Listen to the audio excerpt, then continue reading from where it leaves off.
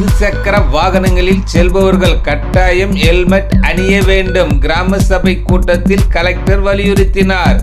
திருவண்ணாமலை அடுத்த அத்தியந்தல் ஊராட்சியில் கிராம சபை கூட்டம் மாவட்ட ஆட்சித்தலைவர் பாஸ்கர பாண்டியன் தலைமையில் நடைபெற்றது.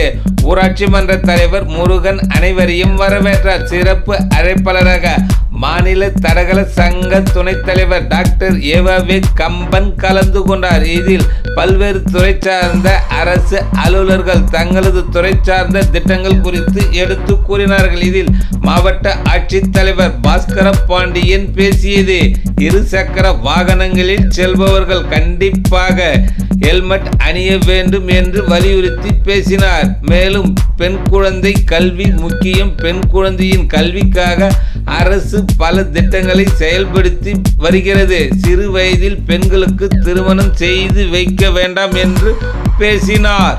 சாலைகளில் டூ வீலரில் நீங்கள் ட்ராவல் பண்ணும்போதோ காரில் ட்ராவல் பண்ணும்போதோ கவனத்துடன் ட்ராவல் பண்ணணும். அதிகமான உயிரிழப்புகள் இருசக்கர வாகனத்தில் தான் நடக்குது. 50% உயிரிழப்புகள் இந்தியா முழுவதும் இருசக்கர வாகனங்களில் நடக்குது. குறிப்பாக தலையில் அடிபடுவதால் தான் இந்த இழப்பு ஏற்படுகிறது. தரையில் இறப்பு ஏற்படுறதுனா என்னன்னாக்கா, அடிப்பட்ட உடனடியாக நம்ம மருத்துவமனைக்கு போகணும். ரிமோட் ஏரியாவில் இருக்கும், அடிப்பட்டது எங்கேயோ இருக்கலாம், கான்சியஸ்னஸ் இல்லாமல் இருக்கலாம். அப்போ இதெல்லாம் நம்ம கவனத்தை குறைபாடு விடுறதால நிறைய பிரச்சனைகள் ஏற்படுகின்றது. உங்கள் வீட்டில் டூ வீலரில் ட்ராவல் பண்ணார்னா தயவு செய்து ஹெல்மெட்டை வாங்கி கொடுங்க.